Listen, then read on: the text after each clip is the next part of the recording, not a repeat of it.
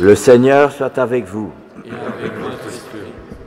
Bonne nouvelle de Jésus-Christ, selon saint Luc. Gloire à toi, Seigneur Jésus-Christ. En ce temps-là, Jésus disait à ses disciples cette parabole. Un aveugle peut-il guider un autre aveugle? Ne vont-ils pas tomber tous les deux dans un trou? Le disciple n'est pas au-dessus du maître, mais une fois bien formé, chacun sera comme son maître. Qu'as-tu à regarder la paille dans l'œil de ton frère, alors que la poutre qui est dans ton œil à toi, tu ne la remarques pas? Comment peux-tu dire à ton frère, « Frère, laisse-moi enlever la paille qui est dans ton œil », alors que toi-même tu ne vois pas la poutre qui est dans le tien? Hypocrite, enlève d'abord la poutre de ton œil, alors tu verras clair pour enlever la paille qui est dans l'œil de ton frère. Un bon arbre ne donne pas de bons fruits.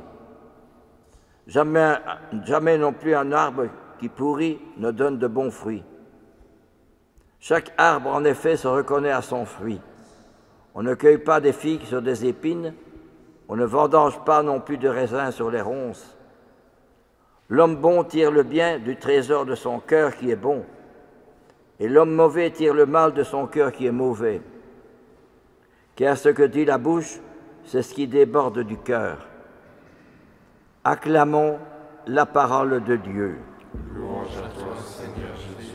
Récemment, une directrice d'école me disait combien il est difficile aujourd'hui d'avoir une unanimité concernant la direction et l'organisation d'une école. Que de prise de position, que de jugement, que de critique, que d'opposition également. Que ce soit à l'école, que ce soit dans les organisations sociales, que ce soit dans la famille même. Il y a tant de divisions, tant de critiques, tant d'oppositions aujourd'hui. Comment peut-on arriver aujourd'hui à ce qu'il y ait un peu plus d'entente, de compréhension, d'amour, de respect de l'autre, de dialogue? Il n'y a pas longtemps, un monsieur était venu me voir et il m'a dit, lorsque j'avais 14-15 ans, le ménage chez moi n'allait pas bien. Mes parents ne s'entendaient pas bien et souvent il y avait des disputes. Et un beau jour, mon papa est venu me trouver pour me faire part qu'il allait quitter maman, qu'il ne savait plus rester, que c'était trop difficile pour lui. Alors, voilà, je vais te quitter et je vais quitter maman. Mais là où je vais, la dame, elle a des enfants. Je ne saurais pas te prendre. Et cet homme a dit du mal de son épouse pour se justifier. Certes, il y avait du vrai, mais quand même, il a grossi la situation ou les situations pour se justifier lui-même, se donner à lui-même la certitude qu'il était dans le bon chemin. Mais l'épouse n'attendait pas ce que son mari disait à son fils. Il n'y avait que ce fils-là, un fils unique. Alors, le garçon, lorsque le papa est parti, il s'est fermé vis-à-vis de sa mère. Et il est devenu dur, grossier, impertinent, violent parfois, en parole. Et même parfois dans les actes, il avait jeté la nappe par terre avec les repas. Et la maman souffrait beaucoup. Elle ne savait pas à qui elle pouvait se confier dans cette situation. Elle était croyante, heureusement. Elle ne faisait pas partie des œuvres de la paroisse. Elle n'avait personne à qui pouvoir se confier. Lorsqu'elle était à la messe, elle était au milieu des autres. Mais personne ne pouvait se douter des problèmes et de la situation qu'elle vivait. Et quand elle priait et s'unissait à notre Seigneur sur la croix, à l'autel, elle acceptait, elle souffrait en silence, elle gardait sa souffrance sous le voile du sourire. Et c'était dur pour elle. Combien de larmes, combien de violences a-t-elle subi?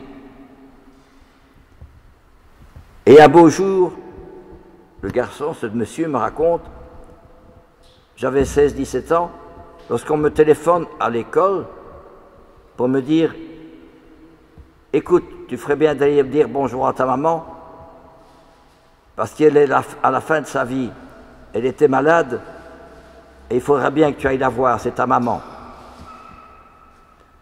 Alors il me répond, j'hésitais, parce que je pensais à tout ce que mon père avait dit sur elle. Mais c'est quand même maman.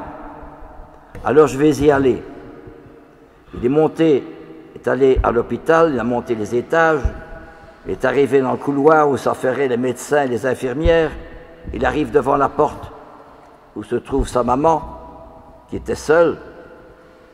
Alors il hésite avant de toquer à la porte. Et puis, il frappe à la porte.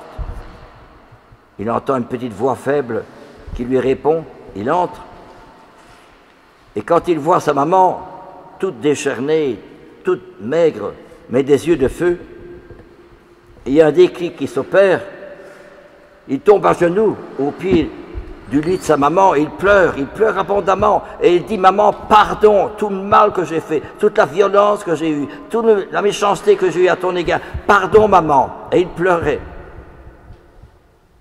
Et sa maman lui a dit « Mon fils, si je t'ai tant aimé, toi aussi fais de même. » Et la maman s'est éteinte quelques jours après. Et son mari est venu la voir pour lui demander pardon. Et quand il y a eu l'enterrement, il y a eu beaucoup de monde qui sont venus. Elle est morte comme une sainte. Eh bien, ce fils, quand il a vu sa maman comme ça et qu'il a réfléchi et que sa maman lui a pardonné, il a fait des études de médecine pour devenir médecin et partir dans les pays en voie de développement, dans l'organisation des Médecins sans frontières.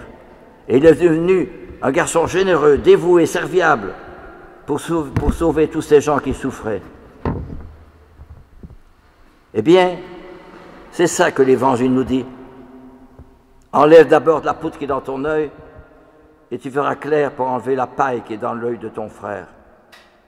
Il faut d'abord se changer soi-même avant de vouloir accuser ou attaquer les autres ou diminuer les autres. Cet exemple, nous devons le retenir, parce que vous les jeunes, c'est vous qui allez faire la société où il y a tant de misère, tant de problèmes, tant de solitude, tant d'orgueil, tant de violence. Vous ne pourrez le faire que vous avez un cœur qui est changé par la Sainte Messe. On va à la Sainte Messe, et la consécration, le pain devient le vin, le pain devient le corps du Christ, et le vin devient le sang du Christ.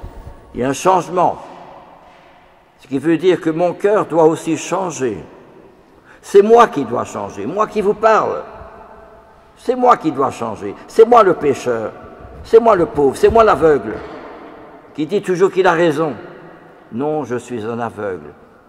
Jésus avait bien dit dans l'Évangile, lorsqu'il avait guéri l'aveugle-né, il avait dit aux pharisiens, « Je suis venu pour un témoignage, que ceux qui sont aveugles voient, et que ceux qui voient deviennent aveugles. » Et les pharisiens disent à Jésus, « Et nous alors ?» Et Jésus leur répond, « Vous voyez, votre péché demeure. » Bien sûr, lorsqu'on est sûr d'avoir raison et de s'opposer aux autres, et que c'est moi qui sais ce que je veux, c'est moi qui suis telle situation, et il n'est pas question de changer. Ah, frères et sœurs, l'humilité qui a fait dire à Charles de Foucauld « Jésus a tellement pris la dernière place que personne n'a pu la lui ravir. » Est-ce que les apôtres aussi, après le miracle des pains, s'étaient disputés entre eux pour savoir quel est le plus grand? Alors Jésus les interroge. De quoi discutiez-vous en chemin? Ils ne disent rien, ils sont gênés. Mais Jésus savait bien ce qui s'était passé. Il leur dit, celui qui parmi vous veut être le premier, qu'il se fasse le dernier et le serviteur de tous. Le dernier et le serviteur de tous. Je me dis moi aussi, quand il y a tel problème ou tel problème, eh bien je dois justement essayer de comprendre que c'est moi qui dois changer. C'est moi qui suis un aveugle.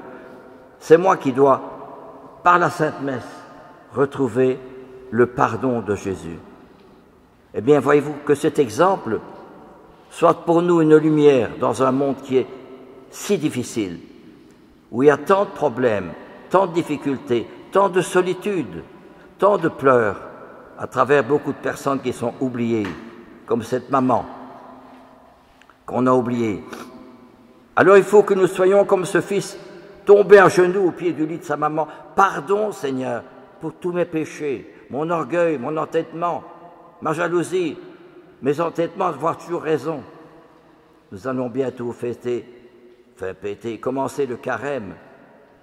N'est-ce pas une bonne occasion pour nous dire « Et moi, je sers ou je me sers ?»